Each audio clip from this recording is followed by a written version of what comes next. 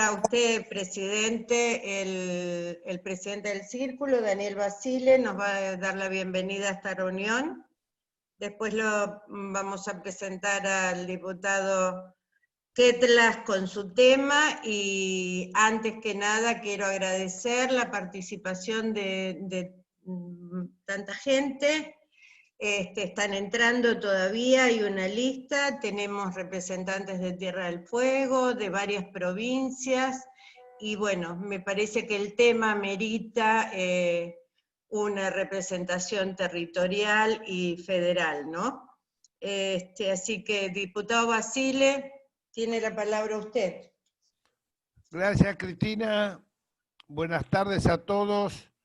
Bienvenidos a un nuevo evento del Círculo de Legisladores de la República Argentina, único círculo en el mundo que por ley nacional agrupa a los legisladores en actividad y a los de mandato cumplido, y nosotros, aprovechando esta ocasión de nuestros antecesores, seguimos trabajando por el bien común en una comisión pluripartidaria, inspirados en el abrazo de Perón y Balbín. La Argentina está pasando por uno de los momentos más difíciles de su historia, pero que nosotros sabemos que como toda pandemia pasa y nos estamos preparando para dejarle un futuro a nuestros hijos y a nuestros nietos como se merecen, como hemos trabajado toda la vida para ello. Elegimos el camino de la unidad en la diversidad, y hoy, con el trabajo de Cristina, como lo hacen todas las secretarías, como lo hace el IEDI, la Fundación Democracia, la Mutual y la Obra Social, más cada una de las secretarías, le ponemos todo el énfasis para que ello sea así. Yo he tenido la oportunidad de escucharlo a Fabio, al cual no conocía, pero quedé realmente impresionado por su trabajo. Espero que les acontezca a ustedes hoy lo mismo en los minutos que él hable y en las preguntas que se le formulen. Muchas gracias a todos. Tenés vos la palabra, Cristina. Adelante, bienvenido, Fabio. Gracias, presidente. Bienvenido el diputado Fabio Ketlas, que hoy nos va a hablar sobre uno de los temas de su especialidad, o quizá el gran tema, emergencias territoriales, y qué tan importante es este tema en este momento y lo que vendrá post pandemia en nuestro país. Sobre todo los que vivimos, y en todas las regiones del país, es una cuestión federal. Los que vivimos en la ciudad de Buenos Aires y en la provincia de Buenos Aires sabemos que es más que importante las cuestiones que ha traído y el darnos cuenta de cómo estamos, por ejemplo, con el tema de la región metropolitana o del AMBA. Seguramente es uno de los grandes temas, pero así cada región. Así que es más que interesante e importante, y lo va a hacer Fabio Ketlas, que es abogado, tiene maestría, es magíster en la Ciudad Políticas y Proyectos y Gestión de la Universidad de Barcelona, tiene posgrado de Desarrollo en la Sociedad Civil, hechos tanto en la Universidad de San Andrés como en la DITELA y en el CEDES, y en Proyectos de Economía del Sector Público de la Universidad de Barcelona. Fabio Ketlas es radical, fue electo diputado nacional por la Unión Cívica Radical Cambiemos, en la coalición Cambiemos, y bueno, todo tuyo, Fabio, bienvenido.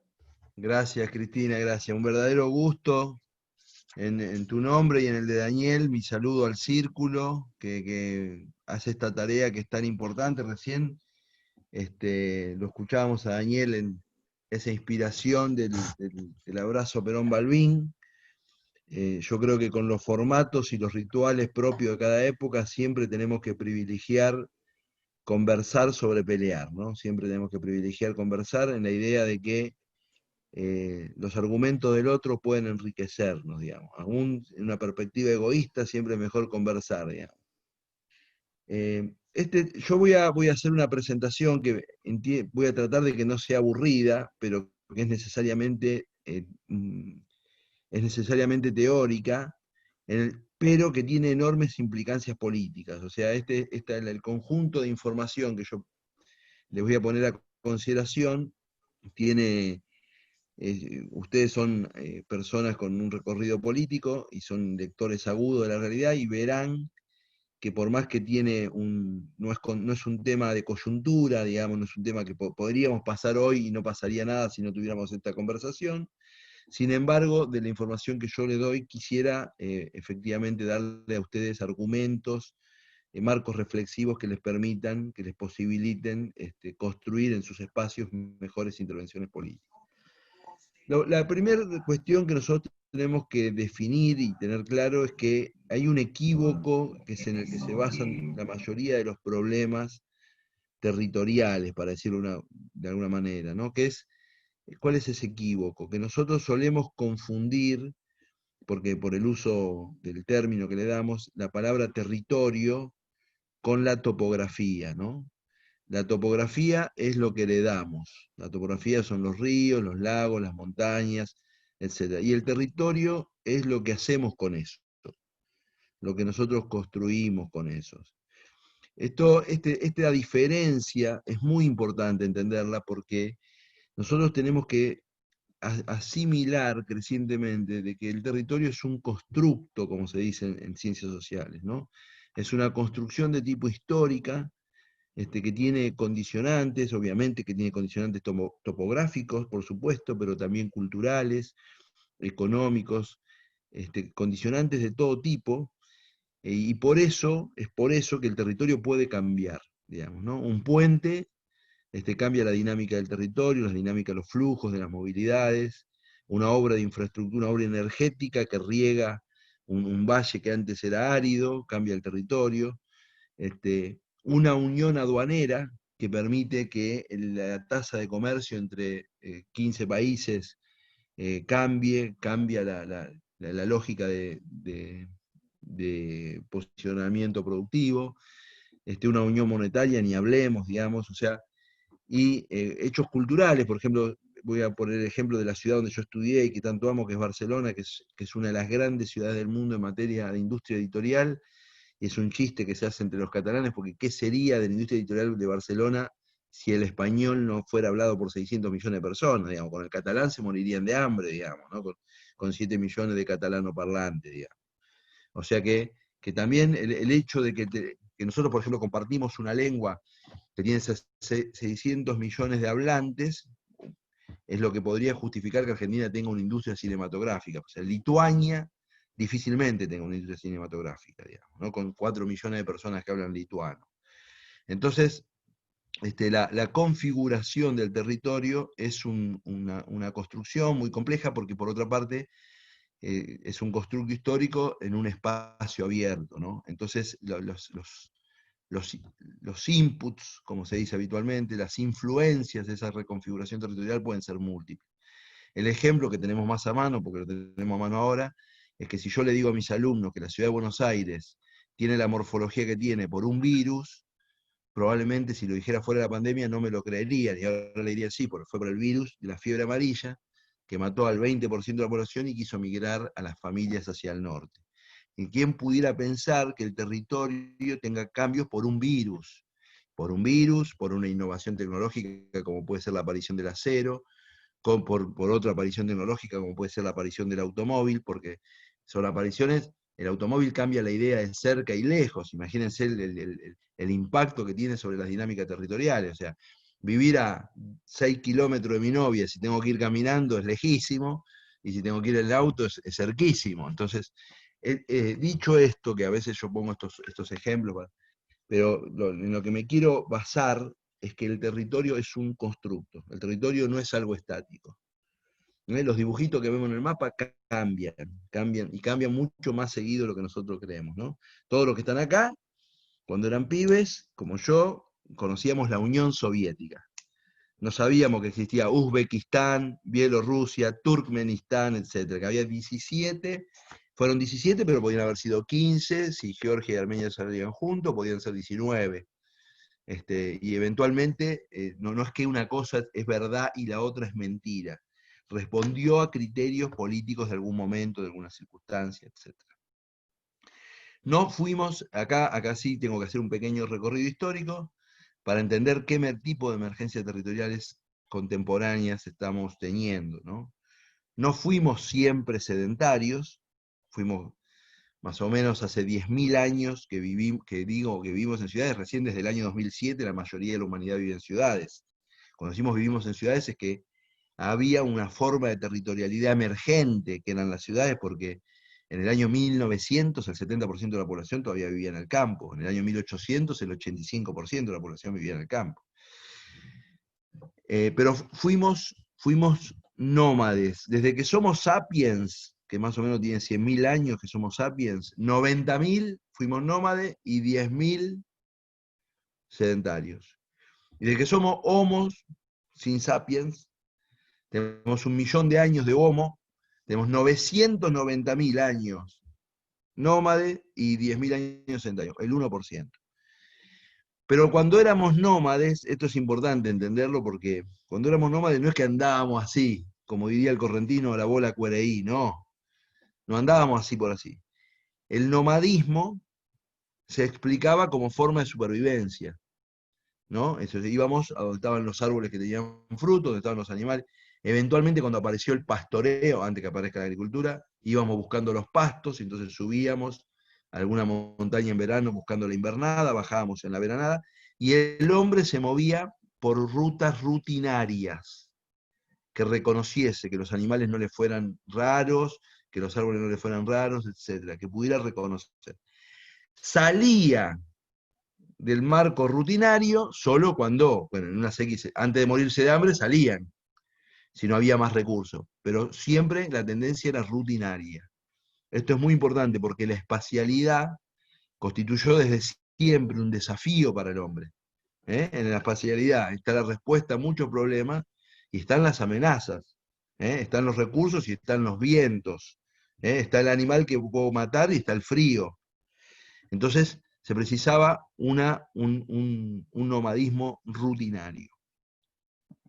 En ese nomadismo rutinario, en muchos, o sea, ahí, el nacimiento de las ciudades es la combinación de dos factores, ¿no? El cruce de caravanas, que empieza a repetirse año a año entre los que iban de acá para acá y los que iban de acá para acá, que cada tanto se cruzaban. Ese cruce era un cruce muy interesante, podía ser beligerante o no, pero era un cruce muy interesante porque tenían distintos productos. Y entonces podían intercambiar. Y esto voy a hacer un comentario que en otra época podría ser muy gracioso, pero que ahora hay que tener cuidado, porque en los intercambios también se intercambiaban personas, porque estaba muy aburrido estos 60 con estos 60 y los otros 60 con otros 60, y eso era importante. Entonces elegían un lugar, después se fue eligiendo un lugar, para que sea siempre el lugar de la espera de unos con otros para producir los intercambios. En ese lugar empezó a haber un asentamiento cada vez más estable, y el hombre en la zona que soy el norte de Siria, el sur de Turquía, domesticó el primer cereal, que era un cultivo silvestre, que era el trigo, logró controlar su periodo de siembra y de cosecha y de comprenderlo, y produjo ese cambio, que es la revolución agrícola, un cambio enorme en la espacialidad del hombre. ¿Por qué? Dejó de comer cientos de productos diversos para comer centralmente muy pocos, pero sobre todo uno que podía almacenar. Ese es un dato crucial. Mientras que en el nomadismo, la economía del nomadismo es jugarse la vida día a día, cazo como, recolecto como, en el sedentarismo, a partir de la agricultura, desaparece la economía del día a día y puedo acumular. Nacen las condiciones precapitalistas. Puedo acumular, entonces los bienes acumulables valen más que los no acumulables. Emerge, como vivimos, como no nos jugamos el día a día, aparece lo que se llama el excedente, como vamos a trabajar en una época, y va a haber época en la que no podemos trabajar, y como tenemos comida, no nos vamos a morir de hambre, aparecen todas las actividades que no son de supervivencia. O sea, la cultura que nosotros conocemos es hija, ¿no?, de poder haber construido la sociedad agrícola.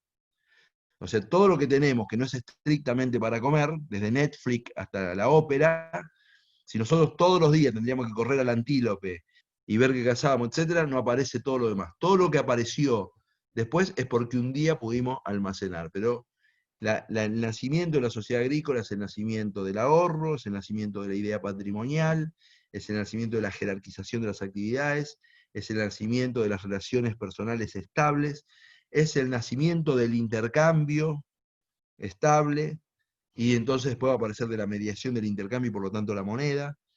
O sea, la civilización que nosotros conocemos es la civilización que nace de la revolución agrícola. Esa revolución agrícola genera un subproducto que es súper importante, que se llama la ciudad, que es el lugar donde se produce el asiento de esa civilización. Y la ciudad tiene, bueno, no, es un tema en el que podría estar un día, porque es parte de mi pasión, pero bueno, no es azarosa la elección de un entorno de hábitat, porque la ciudad tiene que cumplir 3 funciones. La primera es el lugar donde vamos a vivir, entonces tiene que haber agua cerca, tenemos que estar protegidos si vamos a sacar productos hacia afuera, tenemos que estar cerca de lo que sería el protopuerto que vamos a construir, no vamos a estar acarreando las cosas desde lejos de los malos vientos, etcétera, etcétera, una serie de condiciones que constituyen. Tiene que ser un lugar donde pueda ser posible la economía, sin economía no hay ciudad, y donde pueda ser posible el ambiente.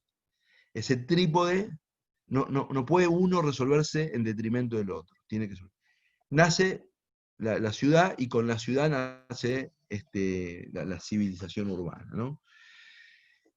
¿Por qué marco esto? Porque este es el primer, digamos, si yo hubiera dado esta conferencia en el siglo -6, los emergentes territoriales, yo hubiera dicho, el emergente territorial es que están haciendo una nueva forma de vida que se llama ciudad. Ese era el emergente territorial en esa época. Vamos a saltar cientos de años, porque a ustedes no les voy a hacer un relato histórico, pero digamos, el otro cambio súper importante en la dinámica, visto desde Occidente sobre todo, territorial, es la emergencia del primer imperio.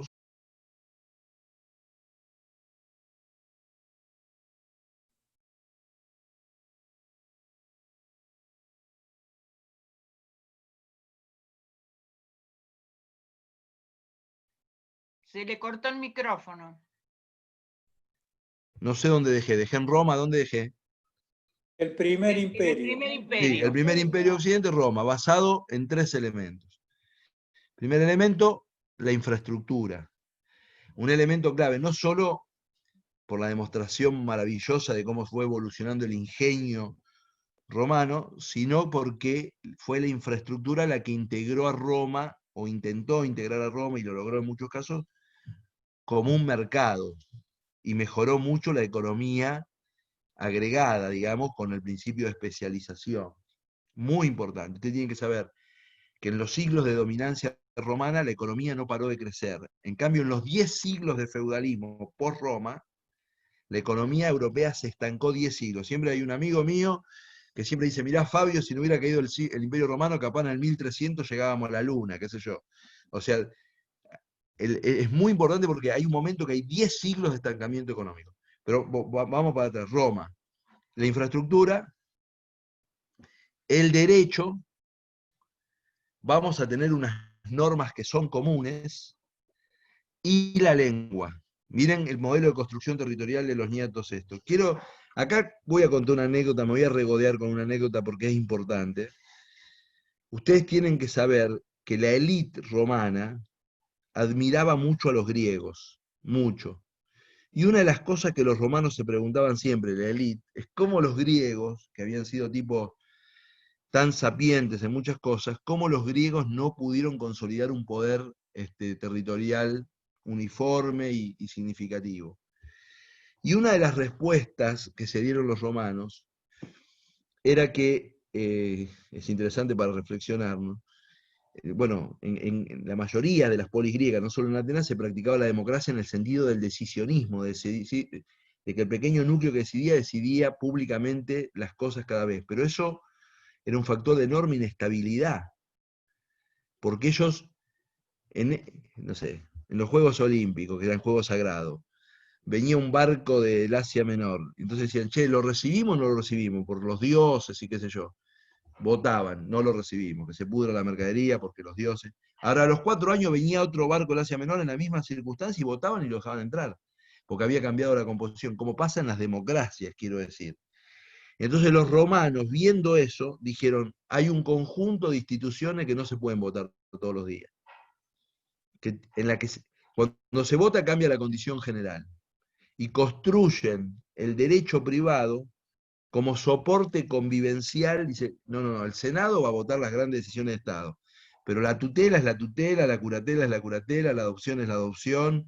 No vamos a votar cada vez si se puede dar el pibe, no se puede dar el pibe, no. Listo.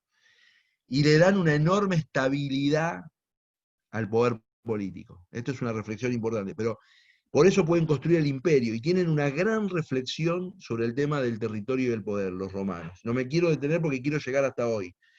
Una enorme reflexión. Ellos lo dicen en los textos, esto es muy importante porque 20 siglos después lo estamos discutiendo. No es bueno dos poderes sobre un mismo territorio, lo dicen en los textos. Ellos le dan mucho poder a los locales y el poder central se reserva lo que es crítico para el imperium.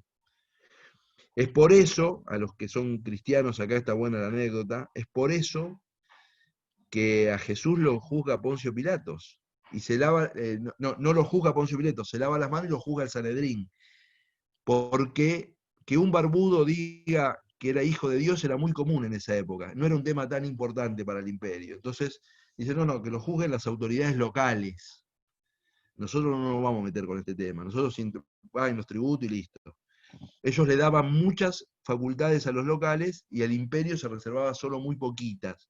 La unidad del imperio, las fronteras, las infraestructuras, el tributo. ¿Ok? Porque ellos dicen, no, si competimos todo el tiempo con los locales vamos a terminar mal. Romanos, eso para teléfono, Larreta, romanos, Kicillof, romanos, 20 siglos.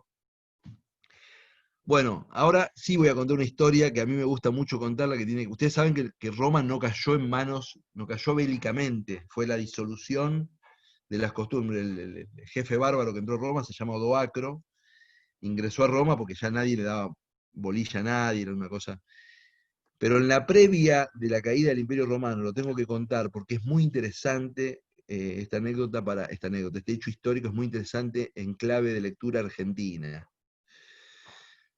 La frase pan y circo tiene un origen histórico, porque los dos servicios públicos a los que se obligaba en Roma el gobierno romano, era, según el censo de las familias, entregarle una barra de pan por día a cada familia, era una barra que pesaría hoy 2 kilos, y la posibilidad de ir a las fiestas del circo una vez por temporada. De ahí viene, le dieron pan y circo, que era lo que daba Roma.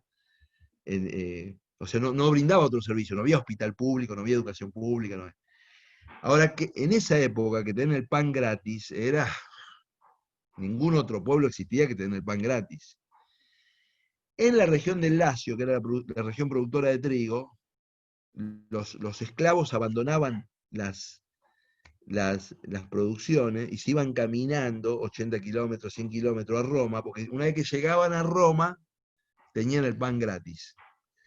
No hace falta ser un doctor en economía, de que si cada vez tenés menos oferta de trigo porque se te escapan lo que producen y tenés cada vez más demanda de trigo porque te llegan para comer el pan, el precio del trigo se te dispara. En esa época no existía la moneda fiduciaria, la moneda papel. La moneda era moneda, o sea, era el metálico. Entonces al imperio no le alcanzaba el metálico para comprar el trigo. Por supuesto, siempre surge la creatividad, ¿no? Entonces vino uno creativo y dice, si le hacemos un agujerito a la moneda, con todos los agujeritos los fundimos, hacemos otras monedas con agujeritos. O sea, ahí la inflación se veía en pérdida de metálico físico. O sea, tenías menos metal, listo. Y eso fue lo que hizo Roma, por eso hay monedas de Roma con muesca, con 2 muescas, con 3 muescas, porque empezaron a ver cómo conseguían metálico truchamente. Bueno, terminó con la caída del imperio. Y lamentablemente con la pérdida de una civilización extraordinaria, porque cuando se cae el imperio, se produce la feudalización. Europa tuvo más de 1300 feudos, miren el nivel de fragmentación del que estamos hablando, y con la feudalización se pierde el intercambio fluido. Por eso la economía se estanca, porque se transforman en 1300 unidades de subsistencia, que producen para comer ellos, que comercian adentro de ellos, y que no se enteran de las innovaciones que produce uno o el otro. No se enteran. Entonces, como no se enteran, la economía se estanca 1000 años. Son muy pocas las redes medievales, las abadías entre ellas, que producen un intercambio de comunicación en el medioevo. ¿Por qué les cuento todo esto? Porque yo lo que quiero, les dije, el territorio es un constructo histórico, y me parece importante, pues ahora al final vamos a hablar de la globalización, que es el constructo histórico de este tiempo, que quede claro qué quiero decir con un constructo histórico. Pero vamos a saltar un montón de años, porque si no, no vamos a llegar, si no vamos a estar hasta las 11 de la noche, y vamos a ir a un momento, que es el momento anterior a este momento de transformaciones territoriales, muy importante.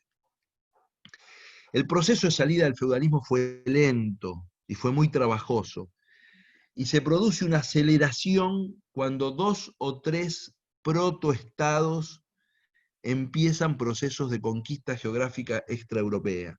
¿Por qué? Porque aparece una riqueza que no es por fuera del sistema, que termina de financiar la unidad de los estados nacionales europeos.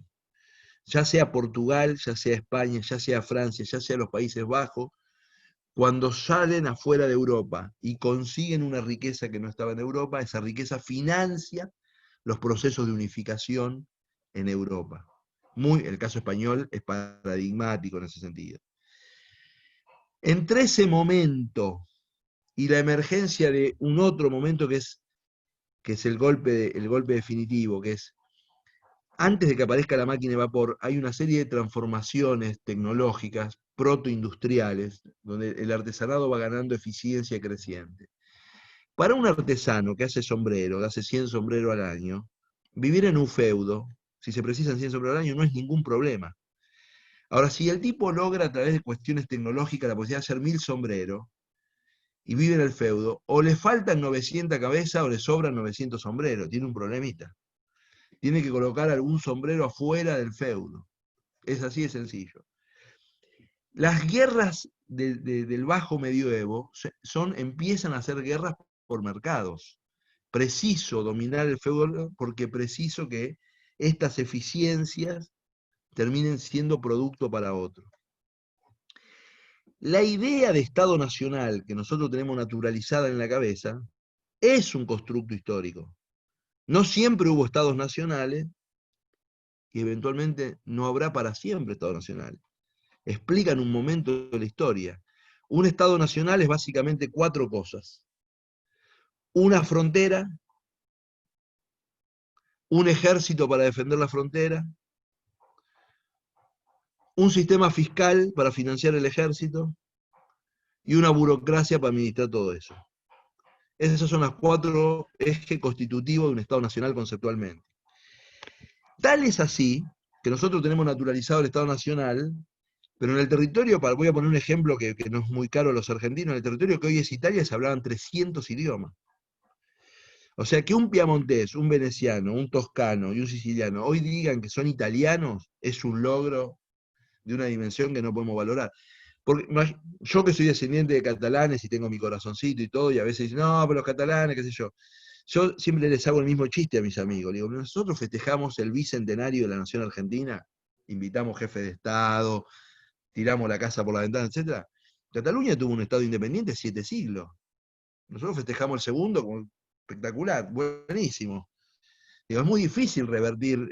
La Corona de Aragón tuvo un gobierno en Barcelona 7 siglos que no tenía nada que ver con Castilla. No 15 minutos. Entonces, los estados nacionales que hoy naturalizamos son una construcción. ¿Una construcción de quién? De las burguesías nacionales. Las burguesías nacionales por eso escribieron, en clave de homogenización cultural, las nuevas historias de los estados nacionales. Nosotros, ¿por qué en la Argentina no lo entendemos tanto? Porque como no tuvimos civilizaciones precolombinas, como bien dijo Tulio Alperín Dongui, que se puede dar el lujo de decir eso, Una nación para el desierto argentino, un libro que se los recomiendo. La Argentina es un país, con esto no quiero herir susceptibilidad de nadie, prácticamente construido en el vacío, prácticamente. Entonces no hay ese problema de diálogo con una historia milenaria, no lo hay. ¿Me explico? ¿Por qué? Distinto es la situación de Perú, o de México, o de Colombia, donde había ciudades, civilizaciones, etc. Entonces, pero el Estado Nacional es una construcción, Después viene lo de la lengua común, después viene lo de cantar la marsellesa, lo de cantar, no sé, viva el popolo, lo que vos quieras, etc. Es un tipo que se iba en el 1200 de Turín a Milán y no lo entendía lo que decía. Y era un extranjero, era considerado un extranjero. Ahora, la revolución industrial no solo consolidó la emergencia de los estados nacionales, ¿por qué? Porque se precisaba la escala era lo que le daba eficiencia al sistema, sino que produjo otro enorme impacto territorial que, acá está mi amigo, o no está, no lo veo a Pedro del Piero, que hija de la revolución industrial es la metropolitanización. Porque el diferencial de competitividad de la economía industrial emergente sobre la economía agroartesanal preexistente era tan grande que los mejores salarios, los puestos de trabajo, las posibilidades estaban en las ciudades, donde estaba la industria, y se produce mucho antes que en Argentina, mucho antes que Perón, mucho antes que todas esas cosas, se produce en todo el mundo, en todo el mundo que tuvo una economía acorde a la innovación tecnológica, un proceso más administrado, menos administrado, peor administrado, de metropolitanización. Yo acá voy a poner un paréntesis, voy a saltearme y voy a ir a un punto para que ustedes vean la importancia de los procesos territoriales. Cuando en 1979 China decide crear las áreas especiales, el Partido Comunista discute mil cosas, que esto, que el otro, una de las cosas que se discute es que si las áreas especiales triunfan, las ciudades van a reventar, porque la gente se va a ir del campo masivamente. Tal es así que en China, ustedes tienen que saberlo, hay 2 documentos. Un documento que dice quién soy, Fabio Kettler, y otro documento que dice dónde puedo vivir. Y para cambiar el que dice dónde puedo vivir, para cambiar tengo que hacer un trámite administrativo. Entonces me preguntan, ¿y usted qué sabe hacer? Tal cosa, tal cosa. Bueno, va a dar una prueba, tal cosa. ¿Y a dónde quiere vivir? En tal lado. Bueno, vaya a su casa, le vamos a avisar. Y capaz que a los 2 años y medio te llega una carta y dice, puede ir a Shanghái. Si te llegan a agarrar en Shanghái, en Pekín, en cualquier lado, sin adecuado, es preso. ¿Por qué? Esto es muy interesante, ¿por qué?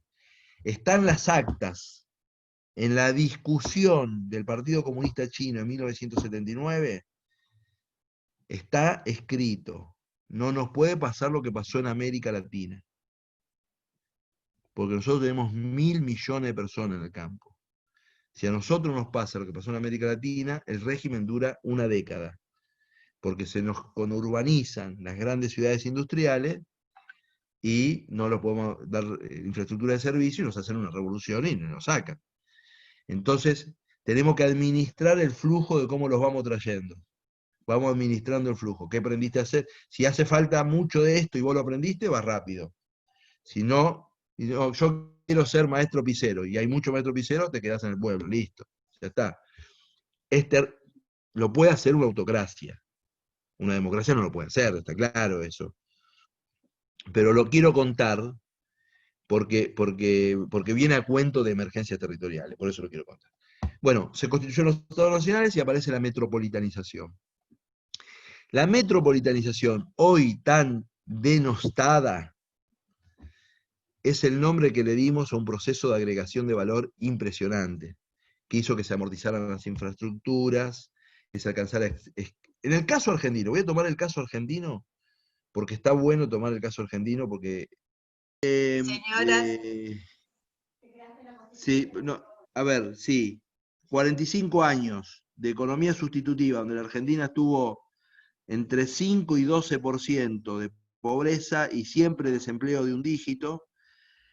Efectivamente, ese modelo, la crisis del petróleo lo pone en jaque, en Argentina con la pimienta adicional de nuestras propias controversias domésticas, y la verdad que como generación, yo acá me siento un congénere de muchos de ustedes, estamos muy en deuda porque nosotros no le encontramos el agujero al mate en los segundos 45 años, porque de los primeros 45 años la Argentina, 37 o 38 años, creció económicamente y tuvo algunos episodios recesivos, que es lo normal en cualquier país del mundo. En los segundos 45 años crecimos solo 17 o 18 años. O sea, los primeros 40, porque la industrialización sustitutiva, diría yo, merece un juicio justo. Hoy pegarle es, como dicen los muchachos, como empujar a un borracho a la salida de la bailanta, pero la verdad es que durante mucho tiempo a la Argentina la industrialización sustitutiva le significó un modelo de cohesión social y de desarrollo, y generó la Argentina productos de vanguardia científico-tecnológica que, digamos, en 1972 o 1968 o en 1963, no, arbitrariamente tomo momentos al azar, por ejemplo, la Argentina estaba más cerca de la vanguardia científico-tecnológica, más cerca de los estándares de nivel de vida de los países que llamamos más desarrollados del mundo.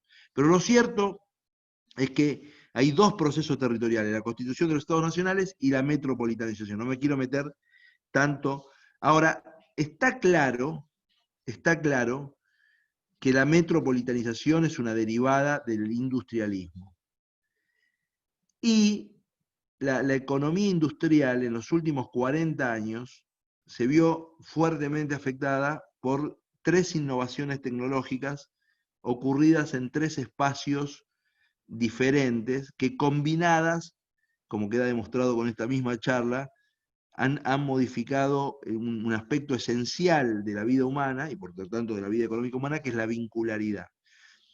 Las tres innovaciones, las digo al pasar, es un tema que a mí me gusta mucho y me gustaría algún día profundizar, es la aparición de la fibra óptica, que es un desarrollo de la industria de las telecomunicaciones que permite transferir grandes cantidades de información de un lugar a otro de manera segura, rápida y económica. Es clave. Sin fibra óptica, ahora vamos a ver de las otras dos, sin fibra óptica, como no hubiera podido pasar lo que está pasando. La segunda innovación es, hay que atribuirle un enorme mérito al señor Bill Gates y a la empresa Microsoft, de que hay alguien que se da cuenta de que el procesamiento de enormes cantidades de datos, que era un fenómeno que ya existía para estados y corporaciones, era necesario ponerlo al alcance de familias y pequeñas empresas y organizaciones no gubernamentales, y que la única forma de hacer eso era generando un software para administrar esos procesos lo suficientemente fácil que uno no tuviera que estudiar para manejarlo, que cualquier persona en su casa pudiera manejarlo.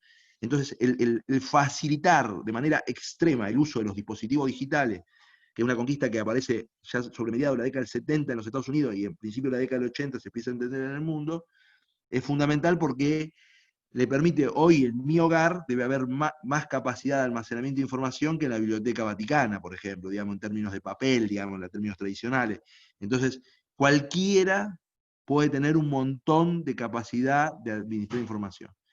La fibra óptica para transferirla, la capacidad de gestionarla con sistemas simplificados, y el tercer cambio ocurrió en la industria militar, que es Internet, que es que una información puede estar en dos lugares al mismo tiempo, se lo pensó por seguridad originalmente, pero la combinación de estas tres cosas, la fibra óptica, Internet y los software de uso masivo, son el soporte de la revolución informacional, que produjo muchas cosas en la vida de los hombres, pero produjo sobre todo una, muy importante para lo que estamos hablando nosotros, que rompió la fábrica.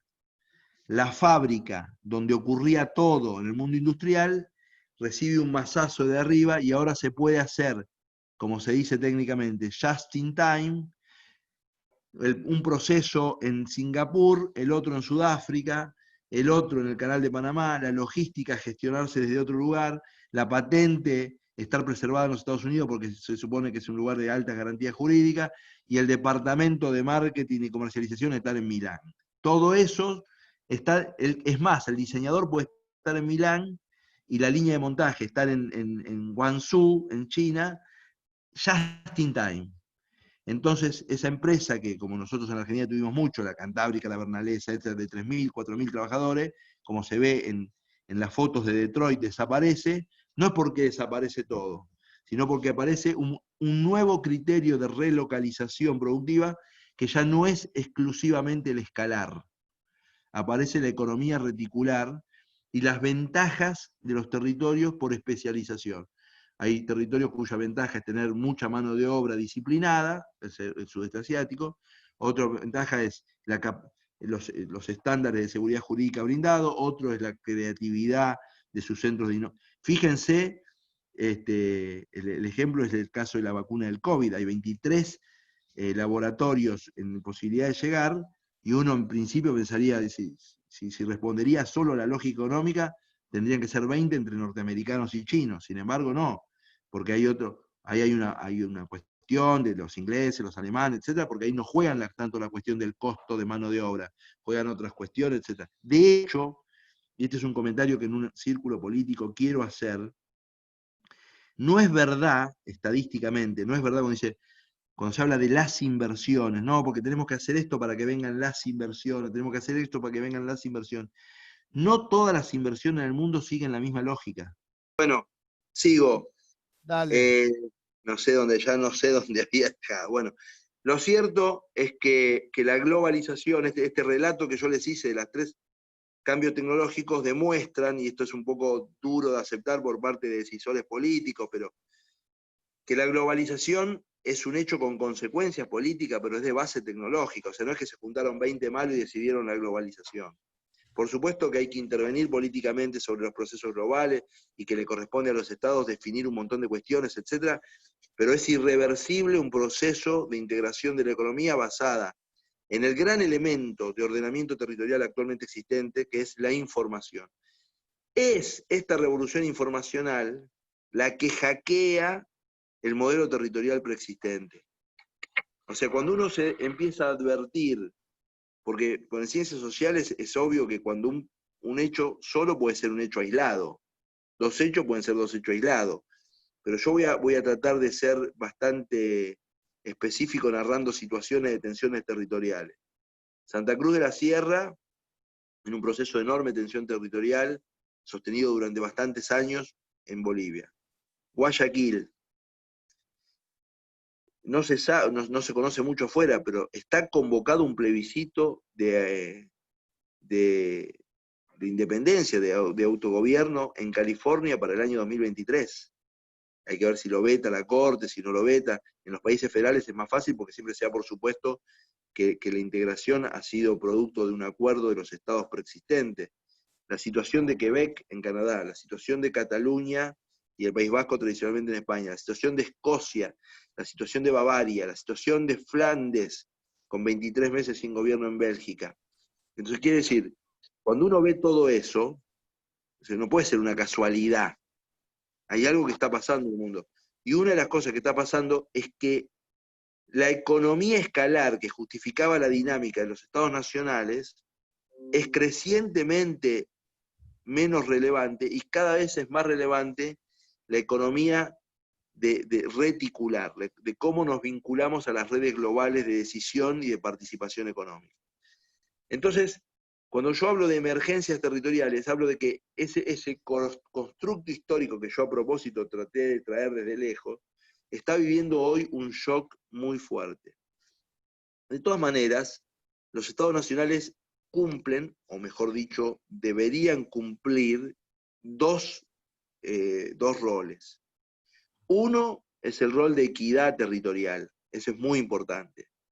O sea, los estados nacionales más estables, los estados donde está menos cuestionada la legitimidad, es donde no necesariamente el resultado es de una equivalencia absoluta, pero hay un rol permanente del gobierno central por mantener condiciones similares, homogéneas o aceptables de ciudadanía en todo el territorio. Ese rol de equilibrio territorial, si los estados nacionales lo pierden un factor de legitimidad muy grande. El segundo rol, que parece, pero no es menor, no quisiera subestimarlo, es el rol de identidad, de hacer a todos los ciudadanos sentirse parte. Y ese es un rol cuya construcción no es para nada sencillo, y donde muchos estados han fracasado de manera muy significativa. Ahora bien, esta es una de las claves de debilidad del modelo preexistente y, por supuesto, una ventana de emergencia de territorios reclamantes, de reivindicaciones, etc. Pero otra clave tiene que ver con el modelo de administración pública. Nuestro modelo de administración pública tradicional también replicaba el industrialismo escalar, también era una cadena de montaje decisional. Y hoy, con la revolución informacional, el mundo, como lo demuestra el caso europeo, pero no solo el caso europeo, ya hay una demanda muy grande de la sociedad de lo que se llama gobernanza multinivel. Quiero que sobre un tema de Estado, todos los niveles de gobierno que intervengan con un nivel de coordinación esperable en un mundo donde la información circula con la facilidad que circula ahora. O sea, ahora es inaceptable para un chico de 30 años que un burócrata local le diga que no se puede hacer algo porque no puede coordinar con el burócrata provincial o nacional, cuando el chico de 30 años con el WhatsApp coordina todos los días 50 cosas, cambiando todos los días, y dice, ¿cómo? Pero ustedes son unos inútiles. Entonces, cada vez más la demanda de gobernanza multinivel está apoyada en la condición de posibilidad que genera este entorno de la revolución informacional. Dicho esto, el futuro está escrito en borrador, digamos, ¿no? Que las cartas no están echadas. En el caso argentino, que no tenemos tensiones territoriales de base identitaria, y que creo que nuestras cuitas por las tensiones territoriales que tenemos por cuestiones de equidad, las podemos resolver dialogando, volviendo al origen, nos cabe, y acá sí reivindico la tarea de Pedro con la fundación, etc., nos cabe la tarea de, como hicieron nuestros padres fundadores, de pensar el territorio. Nosotros damos por sentado que el territorio es eso que tenemos, y nosotros deberíamos tener una reflexión territorial mucho más sofisticada. De verdad, no solo en términos de cómo ocupar los espacios, cómo aprovechar los activos, etcétera, sino cómo pensar. Alguien me puso ahí en el chat sobre la regionalización. Hay que pensar fuera de la caja. Claramente nuestro modelo territorial es un fracaso en este sentido. Yo no conozco a nadie que diga que está satisfecho. Los del interior se sienten expoliados por Buenos Aires. Los de Buenos Aires sienten que la metrópoli es ingobernable. Los decisores políticos sienten que tienen poco margen de acción. La sociedad civil siente que este Estado es demasiado caro para las prestaciones que brinda. Evidentemente, afectaría a muchos intereses, por supuesto, y es una decisión absolutamente audaz y valiente, pero tenemos que pensar un modelo territorial que nos sirva para el desarrollo. Y claramente parecería que este no es el que nos sirve para el desarrollo. Si lo tirás con mano para allá, Ya termino. Estabas haciendo recién. No sé, correrlo para la izquierda. ¿No? Hola. Tenemos un modelo que refleja cabalmente la Argentina en términos históricos, que probablemente no es el peor del mundo, obviamente, pero que evidentemente ha mostrado, no han madurado nuestros estados subnacionales a nivel de gestionar la problemática del desarrollo, no han frenado las migraciones internas, aun cuando se han mostrado como disfuncionales, no han permitido la realización de una democracia equilibrada en el término de que hay 1 o 2 distritos que definen elecciones y definen agenda. O sea, hay un montón de disfuncionalidades muy grandes, y si bien nadie tiene la fórmula de la Coca-Cola, siempre es mejor que la política se anteponga a este tipo de cuestiones y no que surjan como disrupciones ingobernables y anárquicas. Yo tengo un montón más para decir, pero corto acá para ver si tenemos un tiempito para, por lo menos para 2 o 3 preguntas. Muchas gracias. Gracias, Fabio. Estaba pidiendo a todos los presentes que vuelvan a prender sus cámaras, porque vos estás conectado a través de tu celular, ¿verdad? Sí. O sea que ya tenés mejor conexión, así volvemos a una normalidad. Tengo unas preguntas. Hola. Hola. Está con Hola, te problemas. escucho yo, ¿eh? ¿Vos lo escuchás? Bien. La diputada Berdinelli, perdón.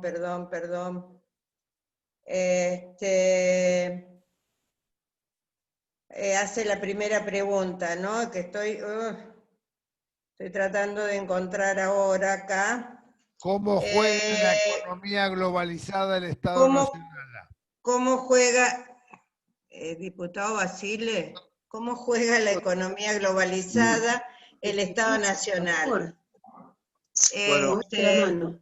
Y te hago otra pregunta más sí. que la hace Bonanata, que te pregunta si crees necesario regionalizar la República Argentina. Después tengo más preguntas, pero me parece ir de a dos o de a tres, ¿te parece? De a dos. Dale. Yo particularmente creo que sí, que hay que regionalizar. Es duro decirlo, pero creo que es duro decirlo y tenemos que hacernos cargo, ¿no? Nosotros en el año 1992, acá está Liliana Allende, que es representante por la provincia de Tierra del Fuego, creamos una provincia que en ese momento con 90.000 habitantes. Y me parece que ahí cabía alguna otra reflexión, digamos. Tenía que dejar de ser territorio nacional, eventualmente se podía haber negociado alguna otra solución, podría ser parte de Santa Cruz con el poder legislativo, con sede de alguno de los poderes, etc. En un momento determinado creamos una provincia, con lo que esto significa policía, sistema educativo, sistema judicial, etc. Y la provincia vivió permanentemente en unas situaciones de inestabilidad enorme, porque ahora ya no, porque ya la provincia creció bastante, pero claro, tenía problemas de funcionamiento escalar enorme. Mientras era territorio nacional, eso se notaba menos por la asistencia del gobierno nacional, pero cuando fue provincia se notó mucho más. Y la verdad es que esto nos pasó a nuestra generación. Acá quiero decir una cosa. La cantidad de gobiernos o no gobiernos, si son suficientes, si no son suficientes, si son demasiados, si no son demasiados, también tiene que ver mucho con qué funciones tiene el gobierno. Pero lo que pasa es que no es abstracto. Nuestros gobiernos locales y subnacionales, y esto pasa en Argentina, pero pasaría en cualquier lugar de Occidente por lo menos, toman muchas funciones, o sea, incrementan su marco de intervención como forma de sostener, incrementar o intentar sostener o intentar incrementar su legitimidad política. O sea, es inconcebible para un intendente hoy, en una ciudad mediana, no tener una oficina de lucha contra la violencia de género. Hace 30 años atrás no la tenía, y hoy tiene que tener ahí, no sé, 2 abogados o 3 abogados, algún lugar de refugio para las mujeres, personas, asistentes sociales, etc. Tiene un gasto eso. Ahora, hay una emergencia temática planteada por la sociedad civil, legítima, receptada por el sistema político, y se transforma en que se toma una nueva función pública. Esa nueva función pública se puede hacer bien o se puede hacer mal, pero tiene un costo. Entonces, nosotros tenemos una sociedad civil que le pide al Estado muchas cosas, que cuide el ambiente, que eduque a los hijos, que mantenga la infraestructura, una cantidad de cosas muy importantes, y nuestras provincias tienen desarrollos burocráticos muy desiguales entre sí, digamos, y quiero decir que no hay una relación entre, por ejemplo, la provincia de Buenos Aires es muy mala burocráticamente, pero muy desiguales entre sí. Y claro, en la medida en que la sociedad plantea temas crecientemente complejos, el Estado no lo puede atender con una burocracia simplificada. Para enterrar a los muertos no precisa mucha sofisticación o para prender las luces de la plaza. Pero si vos tenés que hacer una política ambiental o una política de desarrollo territorial, una política urbanística para definir mejor un marco logístico, lo que fuera, ya precisás profesionales, precisás otras inversiones, etc. Entonces, la sensación es que teníamos un Estado federal muy competente en Argentina para la época, hasta los años 60, 70, y estados subnacionales y locales, diría yo, de proximidad asistencial, pero claro, esos estados provinciales y locales empezaron a ser, sobre todo en el ciclo democrático, donde la legitimidad se consigue con el voto, más reclamados por parte de la ciudadanía, absorbieron nuevas funciones, no necesariamente bien absorbidas, y ahora tenemos la sensación de que paremos la pelota, pensemos cómo tendríamos que tener un Estado. Ahora, creo que la regionalización podría ser como un estímulo para pensar cosas, que por sí no nos arregla nada, pero podría ser un estímulo para pensar un montón de cosas en términos de gestión subnacional, que es un temón para la Argentina. Yendo a la primera pregunta, que es la de, sí, toda la economía, miren, la economía, hay una frase que yo tengo escrita en un libro, que es que la economía industrial fue global y afectó a los lugares donde hubiera fábrica y donde no hubiera. O sea, ¿no?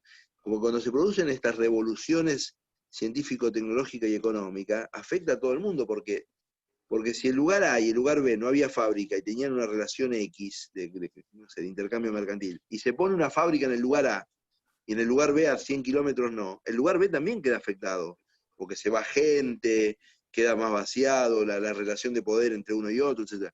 Cuando emerge la economía global, pero por supuesto que hay un proceso de reconfiguración económico fenomenal en todo el mundo, donde hay un montón de sociedades que por distintos caminos se adaptan, aprovechan, tenían condiciones originarias ventajosas, lo que fuera, y dan un salto, y un montón de sociedades que son perdedoras netas.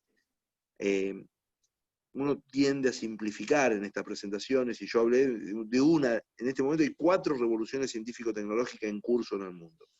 Una es la que yo planteé, que es la revolución comunicacional, el IT, la tecnología de información. Las otras 3 son la revolución genética, la revolución de los nuevos materiales y la revolución energética, coexistiendo en el mismo momento. Eso cuando se termine de consolidar un nuevo modelo energético, el paradigma genético termine de definir cómo vamos a incidir en las ciencias de lo que se llama las ciencias de la vida. Ustedes piensen que el ser... Les voy a dar un dato. En la edad promedio de los seres humanos en Occidente al ingresar al 1900 era 40 años. Y en el 2000 estábamos bordando los 80. O sea, nosotros transitamos muchos años como Homo sapiens hasta llegar al 1940 y en un solo siglo, que es nada, duplicamos nuestra expectativa de vida. Entre otras cosas, muchos cambios técnicos, pero uno muy importante en las ciencias de la vida, o sea, la productividad que tuvimos en el campo. O sea, empezamos el siglo con 1.500 millones de habitantes, 1.000 millones pasaban hambre y 500 comían, y terminamos el siglo con 7.000 millones de habitantes, y 6.000 comían y 1.000 pasaban hambre. Alguien puede decir, bueno, 1.000 pasaban hambre y 1.000 pasaban hambre. Sí, pero estos son 1.000 de 7.000, y los otros eran 1.000 de 1.500.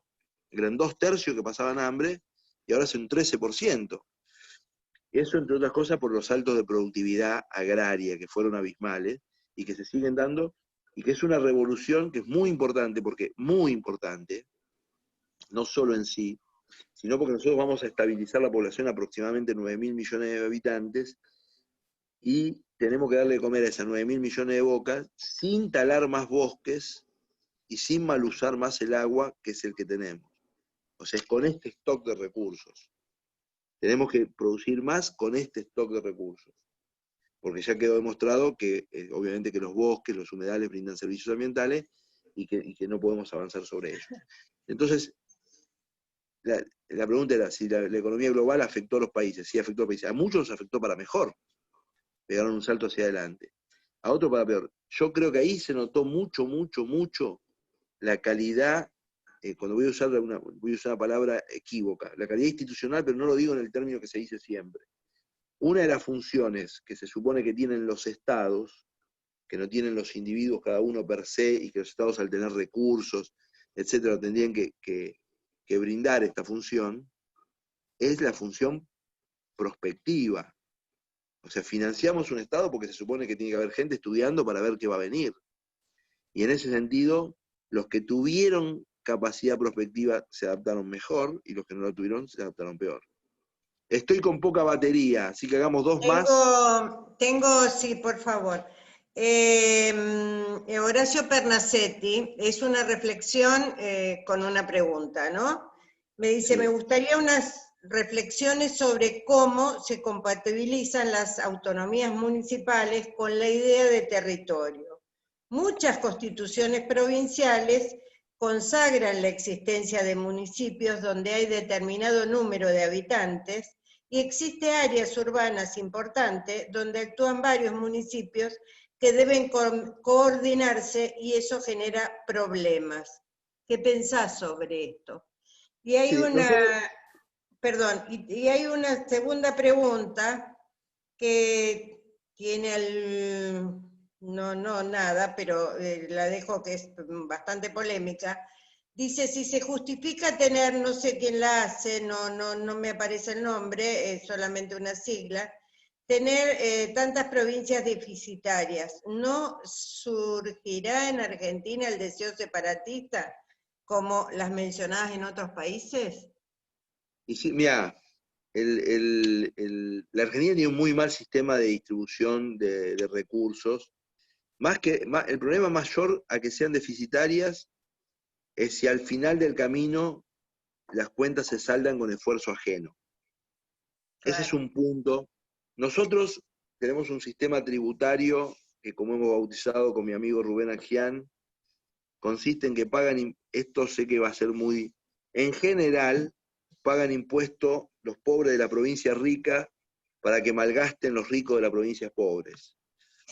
Nosotros no tenemos un sistema fiscal que premie la disciplina fiscal, lamentablemente. Y entonces tenemos recurrencia de problemas ahí, pero ese es un problema que no es de unos contra otros, es un problema argentino, porque hay corresponsabilidades, digamos, ¿no? Ahí nosotros la Constitución del 94 nos imponía la necesidad de pensar un marco de coparticipación distinto, no lo hicimos, llevamos 25 años de mora, y bueno, tenemos este marco de alta presión fiscal y provincia con muchos problemas de financiamiento. Yo no creo que sea irresoluble, pero de verdad, en la Argentina nunca surgió, y yo espero que no surja, esa idea de que no nos importe lo que pase en otro lugar del país, digamos. Me parece que en general en el ámbito, en el corazón de los argentinos no anida eso. Pero está claro que no es bueno para la Argentina tener un sector muy dinámico, integrado a la economía global, tecnológicamente avanzado, y un norte pobre o una Patagonia muy basada en el petróleo o lo que fuera. Precisamos pensar el territorio y los activos territoriales de una manera distinta.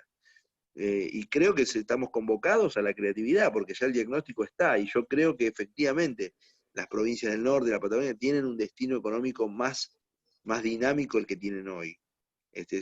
Hay que simplemente, hay que alinear incentivos de manera tal de no estar como la parrala yendo para atrás y para adelante. Y la primera, sobre los municipios. Es muy bueno lo que pregunta Pernacsetti. Nosotros, ustedes saben que con Facundo Suárez Lastra impulsamos una ley de agencia metropolitana para el AMBA, pero siempre nos dijimos que precisábamos impulsar una ley de áreas metropolitanas para el país, porque en el país hay 20 y pico de áreas metropolitanas de significación, o 30 y pico según cómo se cuenten, y el problema lo tienen también Neuquén Chipoleti, Resistencia Corrientes, lo tiene Río Cuarto con su entorno, que ya tiene una mancha urbana plurimunicipal, por supuesto, bueno, Tucumán, Rosario, etc. Y que tendríamos nosotros consideramos que con alguna lógica el Estado federal debería incentivar la coordinación metropolitana, que es una parte de la pregunta de Pernacsetti. La otra parte de la pregunta de Pernacsetti va al otro punto, me parece, que es lo que yo llamaría el inframunicipalismo, ¿no? Claro. Lugares donde tenemos estructuras municipales con 80 habitantes, 70 habitantes, y que quizás tendríamos que pensar también si se justifica esa lógica inframunicipal. Yo diría, Fabio, si todavía tenés un poquito de baterías, abriría los micrófonos para que nos levanten la mano y alguna pregunta in voce, ¿sí? Tengo un poquito, así que tenemos un poquito, pero aguantamos mientras podemos. Y solamente ya comprometerte que estamos armando otra reunión contigo y con Facundo y contigo, ya te lo dije en privado, para que nos cuenten cómo es el proyecto de la agencia del AMBA. Ok. ¿Sí? ¿Alguien les habilitamos, Ana y Juan Manuel, si alguno quiere hacer una pregunta en forma verbal?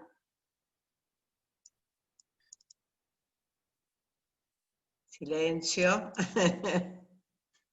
Ya va a aparecer alguno. Fernanda está pidiendo. Fernanda, no la veo. Acá estoy, Sí, acá estoy. Fernanda. No, quería Perdón. agregar a lo que decías, aparte de felicitarte, porque me pareció genial la exposición, que te faltó una revolución, creo que es la educativa también, ¿no? Una de las tantas revoluciones que se están dando, yo insisto en esto, en lo de la educación, porque creo que lo que se viene necesita básicamente de esta revolución educativa que ya se está dando. Era para decir eso nada más. Hay mucha reflexión en torno de que no es un trípode, sino es un cuádruple, porque todo esto pudo ocurrir porque ocurrió 70 años después de que los estados en Occidente financiaron la alfabetización masiva. O sea, si hubiera aparecido Internet, vamos a suponer, en 1920, el impacto de Internet hubiera sido mucho menor, porque en Ecuador en 1920 la población alfabetizada era el 20%. Claro. Entonces, sobre eso, y esa es una lectura, y la otra lectura es que solo una sociedad masivamente educada produce los estándares de curiosidad que permitieron explorar estos lugares, digamos, de tecnológico, porque de verdad, esto lo puedo decir porque creo es un sentimiento como... Yo cuando apareció el fax, pensé que no iba a haber nada más por encima de eso, que un tipo ponía una hojita en un lado y otro la agarraba en el otro. Y visto desde hoy, después apareció el mail y uno dice, bueno, el mail ya está, es todo. Y después apareció el mail adentro del teléfono y después viene el WhatsApp, que yo siempre digo, escuchame una cosa, puedes mandar un video, puedes mandar un texto, puedes mandar un audio tuyo, puedes mandar un documento. ¿Qué puede haber arriba de eso? Digo, que vaya el olor, no sé ¿qué otra cosa podés mandar? Pero el ingenio humano no deja de sorprendernos, así que seguramente va a haber algo más. Pero lo que quiero decir es evidentemente una revolución que no es que impulsa el proceso educativo, sino que es hija de un proceso de educación masiva. Fabio, hay otra pregunta. ¿Qué pensás en estos tiempos del traslado de la capital que fuera propuesto a Viedma? Yo sé que tenés, a mí me sugirió el diputado Ceballos que leyera una nota tuya en La Nación, que no la había leído, y así que lo tengo refresco, pero la pregunta es para vos. Yo no soy de los que creen que el territorio se puede cambiar con una decisión administrativa o político-administrativa, y de hecho las experiencias de traslado de capital no son, en general, no son positivas, digamos, ¿no? En términos de costo-beneficio, etc.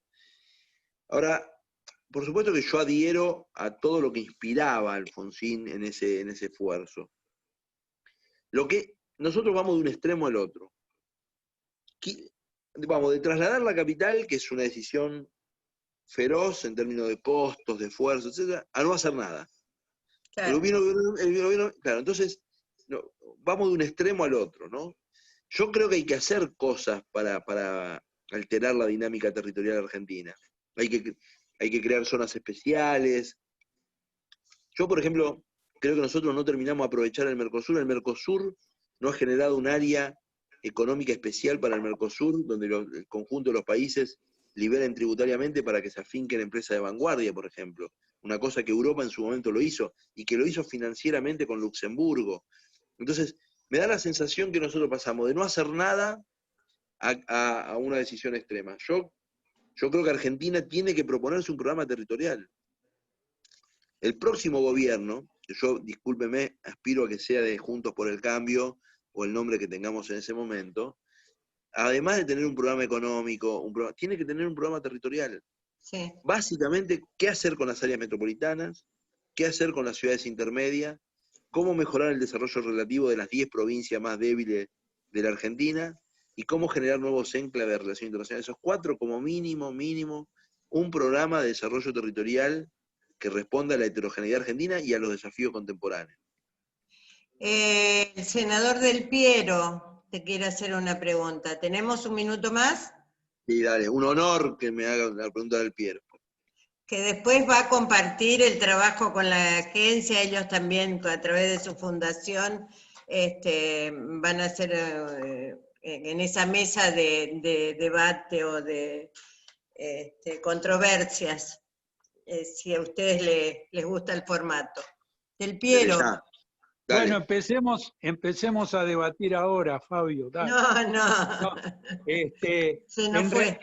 En realidad, más que pregunta, quiero realmente hacer un reconocimiento muy, muy profundo, muy sincero, y además destacar el valor de cómo Fabio muy docentemente, o sea, pone sobre la mesa componentes que habitualmente en la gestión política no es que no los conocemos ni sabemos, sino que no los ameritamos como corresponde. Le quiero agradecer, quiero realmente ponderar su capacidad didáctica, sus razonamientos, y finalmente sí, hagamos la mesa sobre el AMBA, porque definitivamente creo que el destino de Argentina pasa por el destino del AMBA y viceversa, o sea, no hay posibilidad, Fabio lo dijo, somos un país, somos una nación asentada sobre un vacío, y lamentablemente es un vacío que todavía persiste en muchos espacios de la Argentina, y no es simplemente un tema de territorial geográfico, sino que es básicamente una construcción de comunidad. Fabio, gracias, un lujo tu exposición, y volvé pronto al círculo, te esperamos. Cristina, ahora sí, antes que se nos corte y que quedemos mal, pero déjame antes, de verdad que para mí es un gusto, es la segunda vez que vengo al círculo. Tengo que decirles una cosa, yo tengo 55 años, yo supongo que la audiencia ahí tiene en promedio un poquito más. No tanto, algunos no sí, otros no. Pero para mí, ustedes quizás no se dan cuenta, pero yo veo los apellidos ahí abajo, y muchos de ustedes fueron parte de mis lecturas, ustedes fueron protagonistas de procesos políticos, cuando yo capaz estaba más en el mundo académico, o en algunos casos era joven, y ustedes ya eran legisladores, y creo que, bueno, en Argentina hemos hecho cosas bien y hemos hecho cosas mal, pero llevamos 30 y pico de años, casi 40 años de democracia ininterrumpida. El círculo es un ejemplo de convivencia política, que creo que se tiene que multiplicar. Nosotros tenemos que tratar de influir en las nuevas generaciones en el concepto de que en definitiva, como todo el mundo sabe, la política es la alternativa a la guerra, o sea que es algo que es bueno en sí, porque gracias a que hay la política no hay la guerra. Y tratar de ser persuasivos con los argumentos y entender una cosa que me parece que es muy importante y que en el círculo siempre lo veo, que en definitiva nosotros administramos un sistema de preferencias, ¿no? Si Juancito le gusta el helado de chocolate y a Manuelito le gusta el de frutilla, no es que Juancito tiene razón y Manuelito está equivocado. Tienen preferencias distintas. En las sociedades hay preferencias distintas y a veces cambian las preferencias sociales y gana una fuerza política o pierde otra, y no significa que una tiene razón y otra no tiene razón, sino que cambiaron las preferencias sociales. Y los que mejor interpretan las preferencias sociales en algún momento determinado son los que tienen la responsabilidad de llevar adelante un programa de gobierno. Nosotros tenemos que defender esta democracia que tiene altos y tiene bajos, pero que es nuestra democracia, que puede mejorar, pero de la que debemos estar orgullosos, porque en los últimos 30 y pico de años, en general en la Argentina, bueno, hubo procesos electorales, hubo alternancia electoral, los periodistas pudieron decir lo que quisieron, hubo cortes que fallaron en contra de los gobiernos y no pasó nada, y en cualquier caso, los políticos tenemos que poner nuestra cara frente a la sociedad que nos juzga, que es lo que luchamos para conseguir eso, y lo hemos logrado, y tenemos una democracia que nosotros somos exigentes y nos gustaría que fuera mejor, pero que les puedo asegurar que es bastante buena. Así que bueno, nada más de mi parte, y disculpen esta perorata final. Fabio, te queremos agradecer en nombre del Círculo. No recordemos que el Círculo estamos los más viejos, los MC, pero también están los jóvenes, desde el más jovencito, que no sé si sigue siendo Josefina Mendoza, hasta Sí, claro. todos, así que esta es la casa de todos y tenemos que hacer el esfuerzo por mantener esa unidad que está representada en el abrazo de Perón Balbín. Agradecerles a todos y contarles que se va a partir de mañana, se sube la grabación a YouTube del Círculo, así que ahí la van a poder ver. Muchas gracias, diría que nos desmontemos de nuestros micrófonos y que lo despidamos con un aplauso. Gracias, Fabio. Muchas gracias. Gracias a todos, un abrazo a todos los amigos y amigas.